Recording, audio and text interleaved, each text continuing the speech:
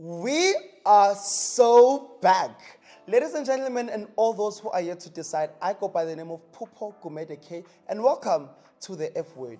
The F Word is a show that talks about who, what, where, and why. I know a lot of you guys were so happy that I was gone. But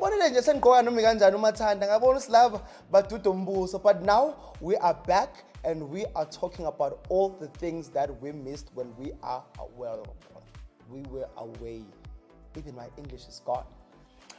The past weekend was the South African Film and Television Awards, and we are going to talk about who wore what on that red carpet. However, before we dive into it, I just want to say I love the level of commitment to the looks, the level of commitment to the production of the looks and the production of the content. We are growing in the right direction. Everyone made efforts to look amazing, styled, made efforts to photograph their looks before they step on the red carpet, which is always one of the biggest factors in how a look comes out. But now that I'm done being nice, let's get into it. First things first, we have the mother, Lerato Kganyago, who hosted the awards in 4 show-stopping looks styled by Kgosi Lesego. Now, her opening look was this custom Orapeleng Modutle gold number, which was, if you're going to host an award show, opening in an Orapeleng Modutle makes so much sense. I absolutely adored it from the word go. But as you go into the look and the technicalities of the look, I'm not really a fan of it. Don't get me wrong, the construction of it is impeccable. Obviously, Orapeleng would always make a beautiful dress. That is guaranteed.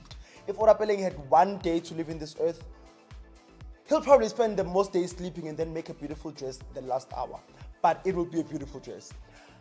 I love the actual dress, the base of the dress, the gold dress, the draping on it. I absolutely love it. The part I have a problem with, right, is the ruffling on the skirts.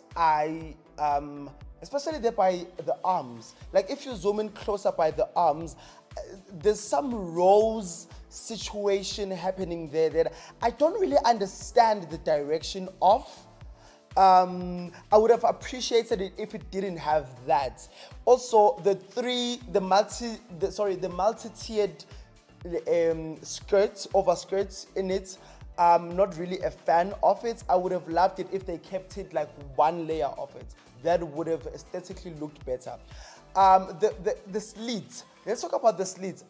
There's a technique that French designers use when they're making slits, where they make it just a bit bigger so that you force your foot out of the dress.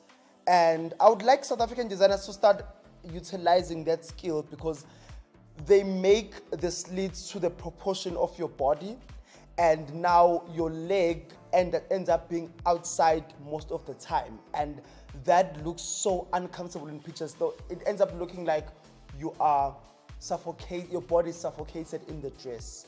And this is one of those situations. So it ends up redirecting the proportions of the slanting of the slit. But other than that, this is an impeccably, beautifully made garment. It was a showstopper, a good opening gown. Lerato changed into another dress that had me gagging for my entire existence. In another black Gert Johan Kotsie.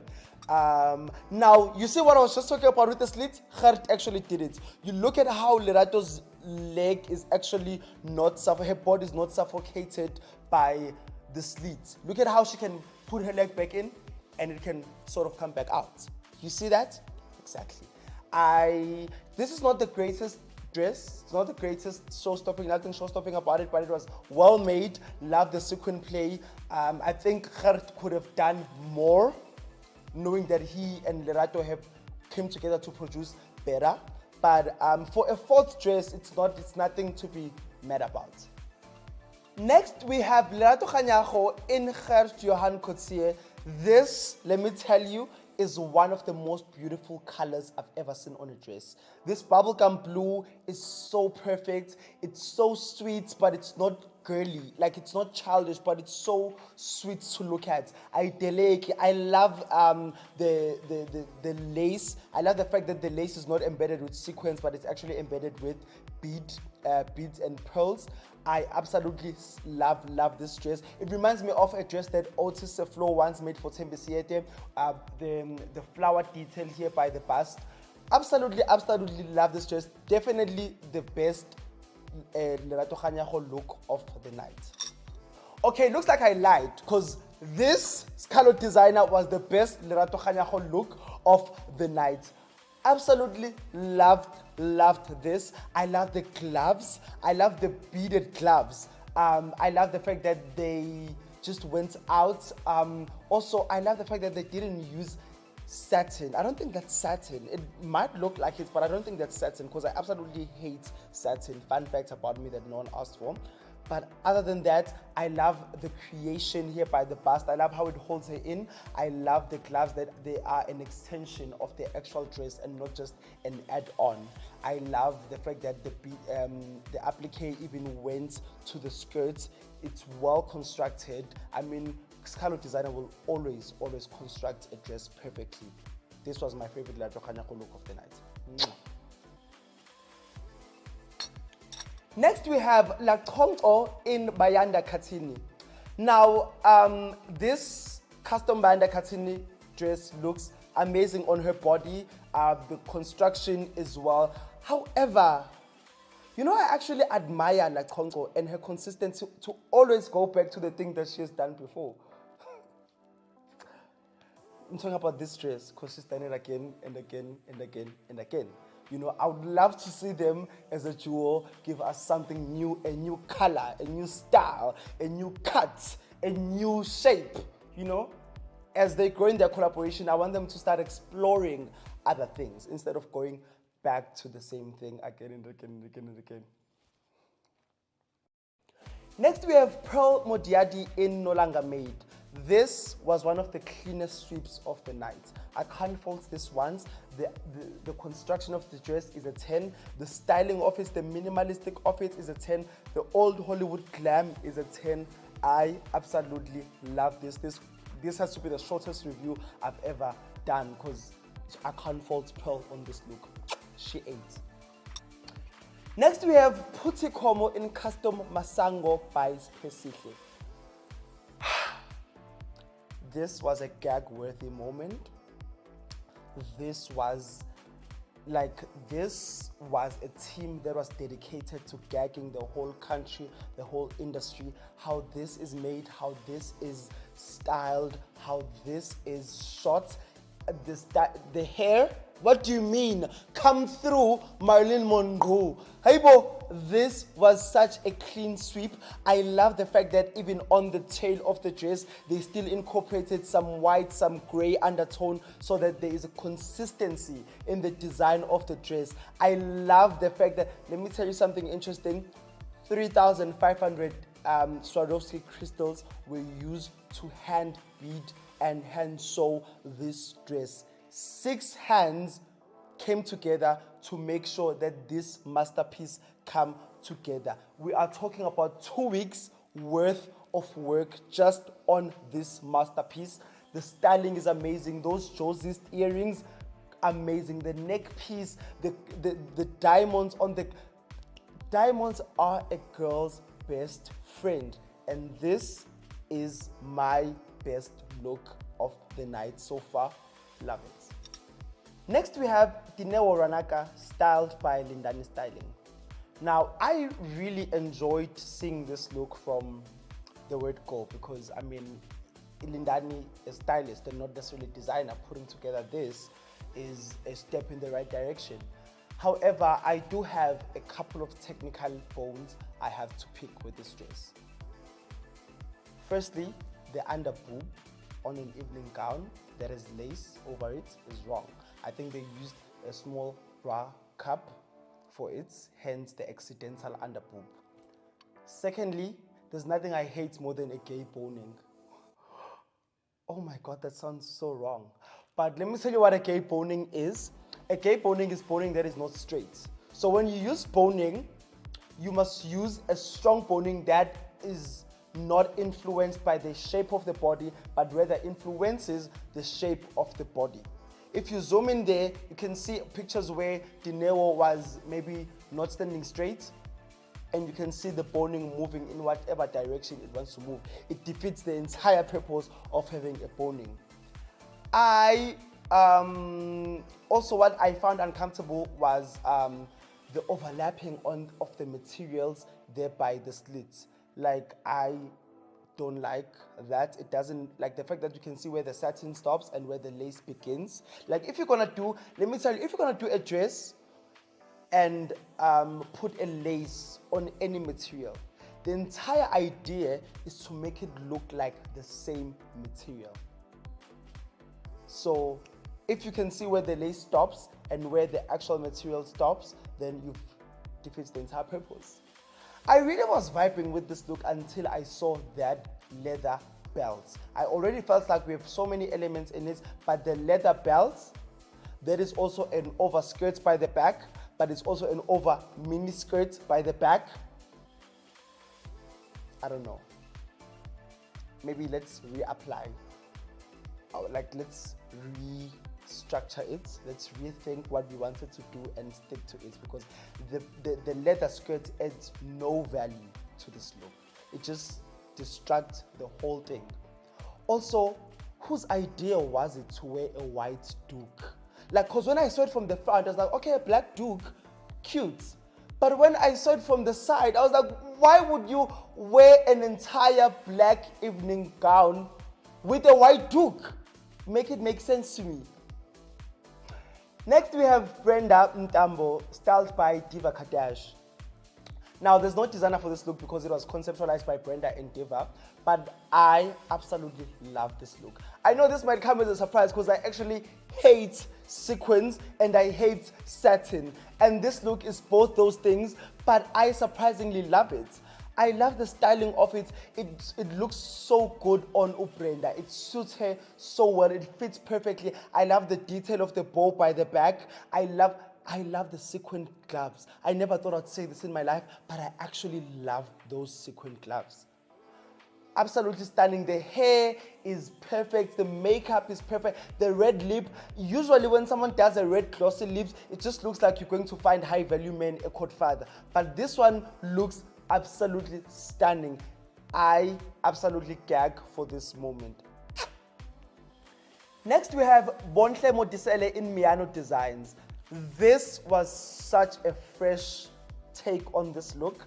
I love it's so Tom Brown coded, right? It's giving deconstructing a look in the middle of constructing it.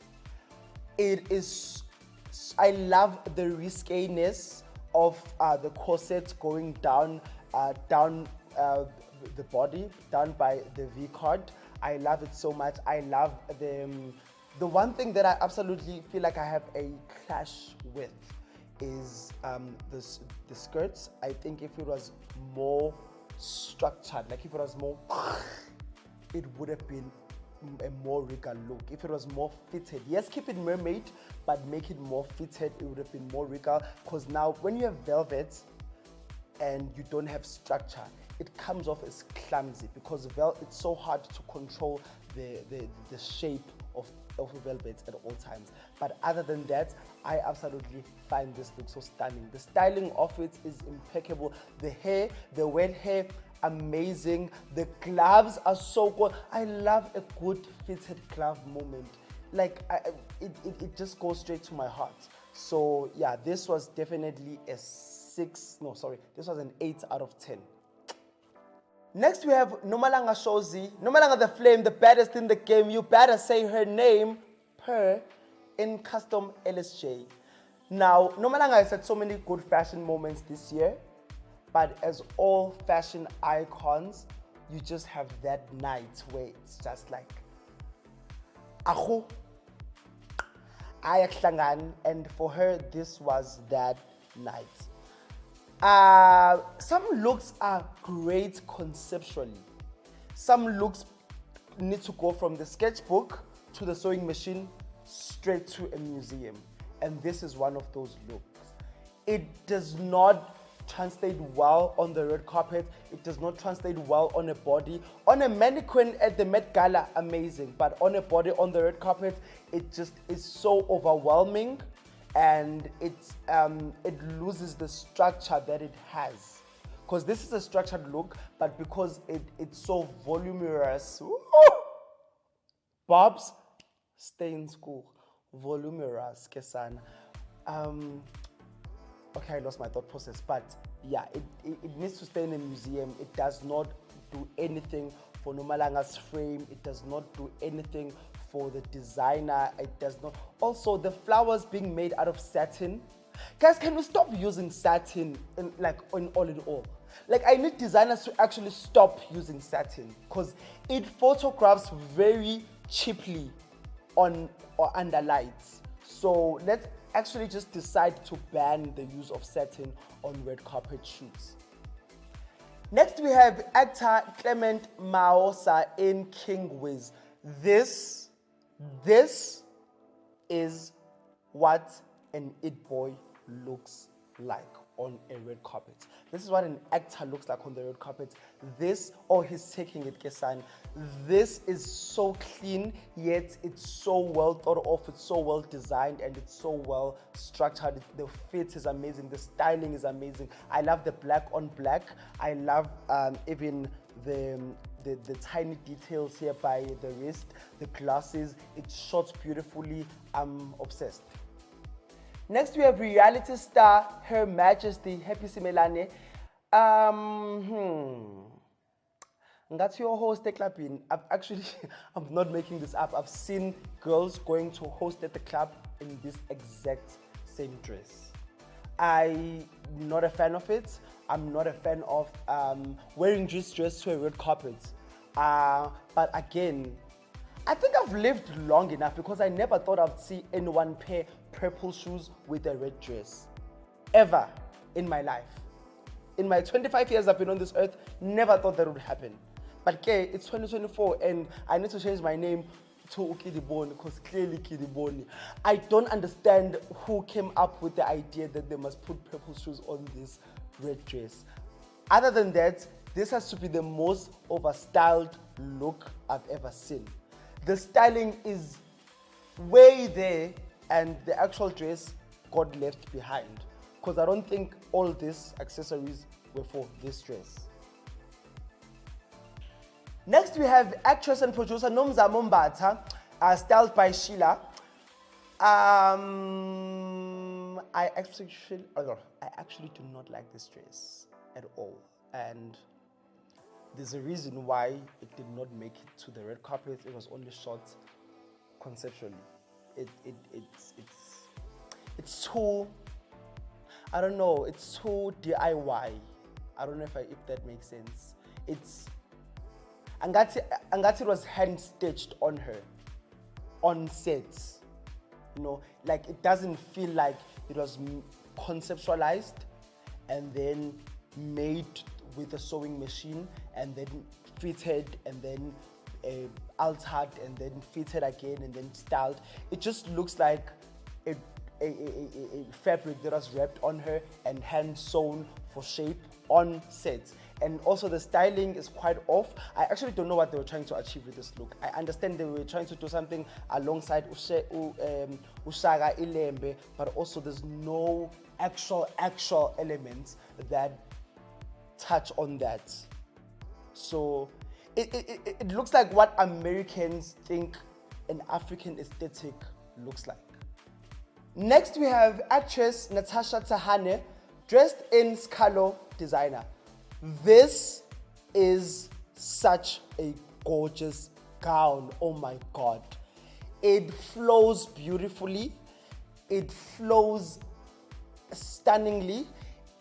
And in terms of it flowing physically and it flowing design-wise, I love how it starts from being plain and then you can see the lace coming in and then towards the end you can see the feathers.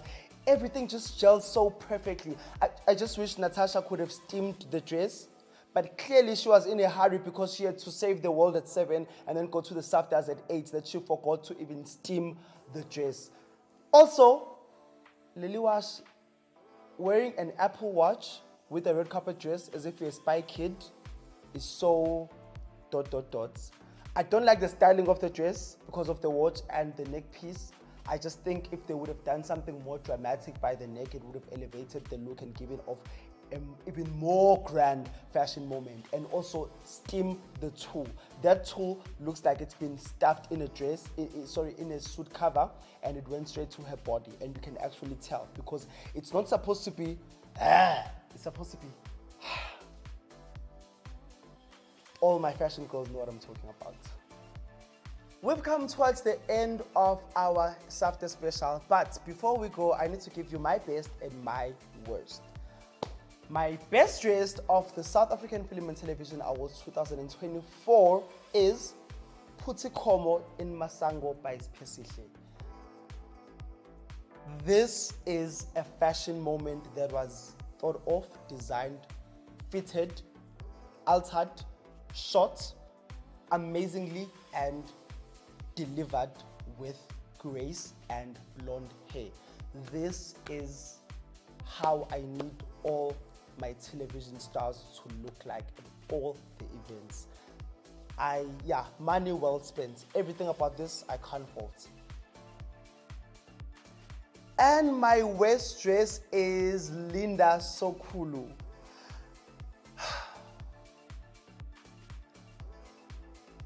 Bengethu Strictly Come Dancing.